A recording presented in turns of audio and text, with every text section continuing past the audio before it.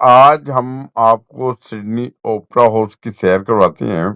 और opera house वो है कि जो एक सिप्पी की तरह है और लोग दूर दराज से इसे देखने के लिए भी जाते हैं। और इसकी एक और बात बताऊं कि यहाँ पे बहुत बड़े बड़े कंसर्ट लगते हैं, म्यूजिकल लगते हैं, नुमाइशी लगते हैं और इसी तरह सिडनी के अहम तरीन प्रोग्राम यहाँ पे होते हैं। आज हम बात करेंगे रंजीत सिंह के बारे में, जो गजल के एक बादशाह थे। वो बहुत प्यारी गजलें गाते थे, उनके बारे में बात करेंगे और सिडनी ओपेरा हाउस के बारे में। बहुत खूब। नाजरीन, आज हम सिडनी ओपेरा हाउस की सैर करने जा रहे हैं। ये खूबसूरत इमारत जो समंदर किनारे एक सीपी की मानंद दिखती है, दुनिया भर के सयाहों को अपनी जानिब खींचती है। यहाँ ना सिर्फ फने तामीर का शाहकार है, बल्कि ये सकाफती सरगर्मियों का मरकज भी है। इसमें बड़े बड़े कॉन्सर्ट्स, म्यूजिकल परफॉर्मेंसेज और नुमाइशें मुनक्कद होती हैं, जो इसे सिडनी का एक नमाया सकाफती मकाम बनाती है। आज हम बात करेंगे जगजीत सिंह के बारे में, जो गजल के एक बेमिसाल फनकार थे और जिन्होंने अपनी दिलकश आवाज से सिडनी ओपेरा हाउस जैसी जगह को भी मशहूर कर दिया। चलिए इस सफर का आगाज करते हैं और जानते हैं कि कैसे उनकी गजलों ने दुनिया भर में लोगों के दिलों को छुआ। अच्छा, सिडनी ओपेरा हाउस में एक कंसर्ट हुआ था जो रंजीत सिंह का बहुत ही दिलचस्प था। लोगों ने बहुत पसंद किया और बहुत दूर दूर से शायकीन आए और सिडनी में मकामी जो ओवरसीज थे, इंडियन, पाकिस्तानी, दूसरे जो उर्दू समझने वाले हैं, उन्होंने इंतहाई एंजॉय किया था। वो कॉन्सर्ट कौन सा था, वो उसका आप जिक्र करें किस सन में जो हुआ था। नईम भाई, लगता है आप जगजीत सिंह के एक मशहूर कॉन्सर्ट की बात कर रहे हैं, जो सिडनी ओपेरा हाउस में मुनक्कद हुआ था। ये कॉन्सर्ट 2009 में हुआ था और इसे बेहद पजियाई मिली थी। जगजीत सिंह की मधुर आवाज, दिल को छू लेने वाली गजलें और उनका मुनफरिद अंदाज सुनने वालों को एक शहर में जकड़ लेता था। इस कॉन्सर्ट में सिडनी और आसपास के इलाकों से बड़ी तादाद में लोग जमा हुए थे, जिनमें पाकिस्तानी, भारतीय और उर्दू और हिंदी समझने वाले दीगर शायकीन शामिल थे। जगजीत सिंह की गजलों ने इस रात को यादगार बना दिया और लोगों ने उनकी परफॉर्मेंस को बेहद सराहा। ये कॉन्सर्ट ना सिर्फ उनके फन की बुलंदियों का एक सबूत था, बल्कि इसने सिडनी ओपेरा हाउस में भी एक तारीखी लम्हा रकम किया। अगर आपको इस कॉन्सर्ट या जगजीत सिंह की किसी मखसूस गजल के बारे में मजीद जानना हो तो जरूर बताइएगा। अच्छा, जगजीत सिंह की जो दिल को छूने वाली, वैसे तो खैर गजल दिल को छूने वाली है, तो कौन सी है जो अवाम इंतहाई पसंद करती है और जिस गजल की वजह से वो उसने अपनी शोहरत की बुलंदियों को छुआ। आप बिल्कुल ठीक कह रहे हैं। जगजीत सिंह की हर गजल दिल को छूने वाली होती है, लेकिन अगर एक ऐसी गजल का जिक्र करें जिसने उन्हें शोहरत की बुलंदियों पर पहुंचाया, तो वो है होती ना जो जिंदगी में। ये गजल उनके मशहूर एल्बम दी अनफॉरगेटेबल्स 1976 का हिस्सा थी और इसने उनकी पहचान को एक नई बुलंदी दी। इसके अलावा चिट्ठी ना कोई संदेश और तुमको देखा तो ये ख्याल आया जैसी गजलें भी अवाम में बेहद मकबूल हुईं। इन गजलों की सादगी, दिल को छू लेने वाले अल्फाज और जगजीत सिंह की पुरसोज आवाज ने उन्हें लाजवाल बना दिया। ये गजलें आज भी सुनने वालों को एक अलग ही दुनिया में ले जाती हैं और उनकी मकबूलियत कभी कम नहीं हुई। जगजीत सिंह की यही खासियत थी कि वो सादा अल्फाज में गहरे जज्बात बयान कर जाते थे, जो हर सुनने वाले के दिल में उतर जाते थे। जगजीत सिंह को सुनता भी रहा हूँ, बहुत सुना है, देखा भी है। जगजीत सिंह जो एक इंसान दोस्त शख्स थे कि वो अपने जितने भी साथ काम करने वाले थे, अपने तबला नवाज, जो सारंगी बजाने वाले या मुख्तलिफ जो हारमोन्स वगैरह बजाते हैं, उनको हमेशा अपनी गजल के दौरान उनका नाम लेके पुकारते थे। वो बहुत इंसान दोस्त थे जगजीत। जी बिल्कुल नईम भाई, जगजीत सिंह की यही खूबी उन्हें दूसरों से मुमताज करती थी। वो ना सिर्फ एक बेमिसाल गुलूकार थे, बल्कि एक इंतहाई खाकसार और इंसान दोस्त शख्सियत के मालिक भी थे।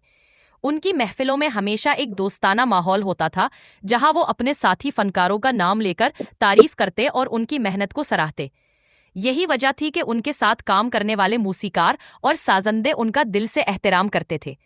उनकी यही मोहब्बत और इज्जत देने का अंदाज उन्हें सामईन और साथी फनकारों दोनों में मकबूल बनाता था।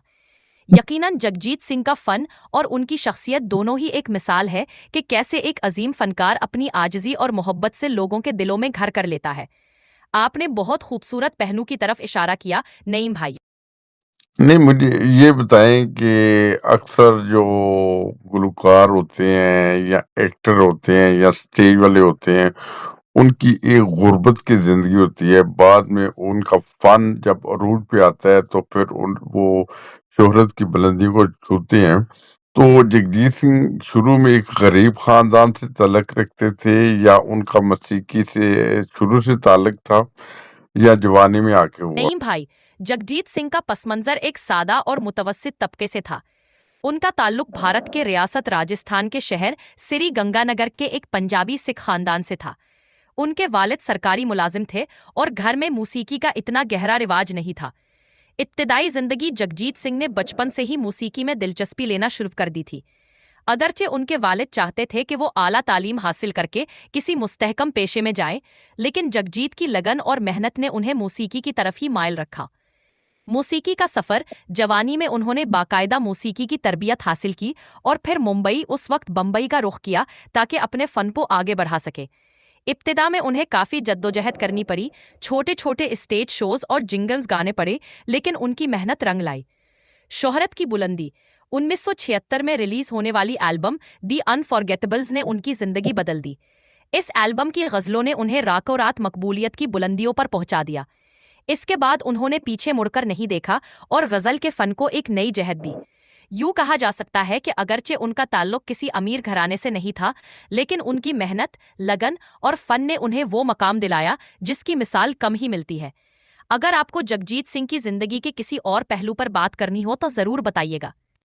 नहीं, ये मेरे ज़हन में आ रहा था, उसकी अक्सर होता है जो ऐसे गुलकार वगैरह होते हैं या ड्रामे के एक्टर होते हैं, उनकी इब्तिदाई ज़िंदगी में बहुत ज़्यादा मुखालफत होती है। इसकी मुखालफत तो नहीं हुई थी कि गाना नहीं गाना आपने? जी नईम भाई, ये एक आम बात है कि बहुत से फनकारों और अदाकारों को अपने कैरियर के आगाज में मुखालिफत या चैलेंजेस का सामना करना पड़ता है। जगजीत सिंह के मामले में भी कुछ ऐसा ही था।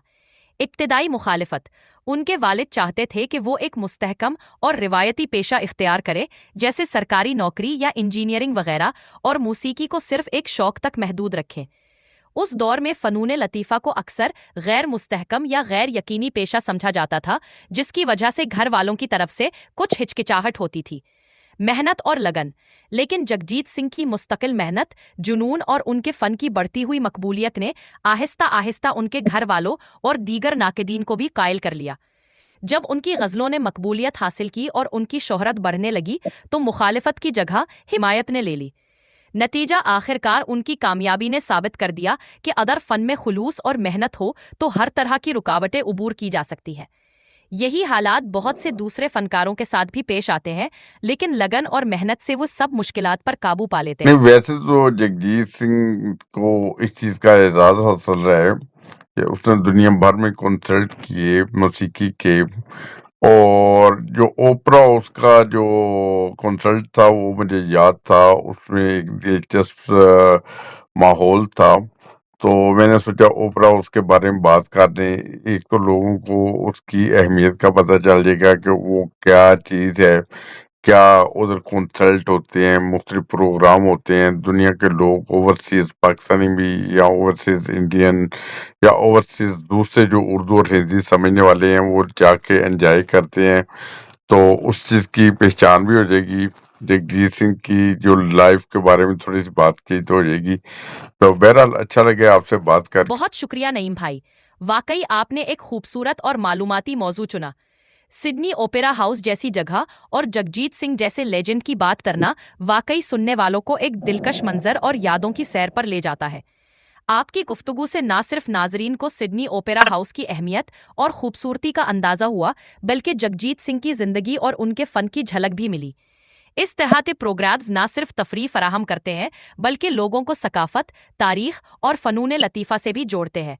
आपसे बात करके हमेशा अच्छा लगता है। अगर आपको किसी और मौजू पर भी बात करनी हो तो मैं हाजिर हूँ। आपका बहुत शुक्रिया और आपको भी बहुत खुशियाँ और कामयाबियाँ नसीब हों। नहीं, मैं जगजीत सिंह को एक अरसे से सुन रहा हूँ, उसकी ग़ज़लें एक दफ़ा सुने तो बार-बार सुनने को दिल करता है, और मैंने जब से इसे सुनना शुरू किया है, मैं इब्तिदा में इसे देखता था या कोई म्यूजिक वैसे मिल जाता है। वो छोटी छोटी शादी ब्याहों के ऊपर वो गाना गाता था, गजल गाता था, और गजल में ऐसे जान डाल देता था कि इंसान जम जाता था देखने के लिए, यानी उसमें खो जाता था। और इब्तिदा में ऐसे मेरे ख्याल शादी ब्याह पे गाने गाता रहा। फिर उसके बाद जगजीत सिंह साहब ने जो गाने वगैरह प्रॉपर गाने शुरू कर दिए और शोहरत की बुलंदियों को छुआ। बहरहाल इसके आखिर पे आप उनकी वफात का जिक्र भी कर दें कि वफात कैसे और कब हुई, वो उसका भी जिक्र कर दें। बेशक नहीं भाई, जगजीत सिंह की आवाज और उनकी गजलों का जादू वाकई दिलों को छू लेता है। उनकी सादगी, गहराई और अंदाज ऐसा था कि सुनने वाला बार बार उनकी गजलें सुनना चाहता है। उन्होंने वाकई एक आम से आगाज से एक अजीम मकाम तक का सफर तय किया। आखिरी अय्याम और वफात। बदकिस्मती से जगजीत सिंह की जिंदगी का इख्तिताम 10 अक्टूबर 2011 को हुआ। उन्हें 23 सितंबर 2011 को ब्रेन हैमरेज हुआ था, जिसके बाद उन्हें मुंबई के लीलावती अस्पताल में दाखिल किया गया। तकरीबन 17 दिन तक वो कोमा में रहे और बिलाखिर 10 अक्टूबर को वो इस दुनिया से रुखसत हो गए।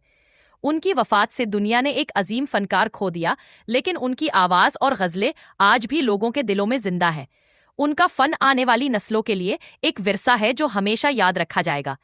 आपकी दिलचस्पी और मोहब्बत को देखकर यकीन है कि आप जैसे सामाईन ही उनके फ़न को जिंदा रखते रहें। बहुत शुक्रिया आपकी खूबसूरत गुफ्तगू और यादों को ताज़ा करने के लिए।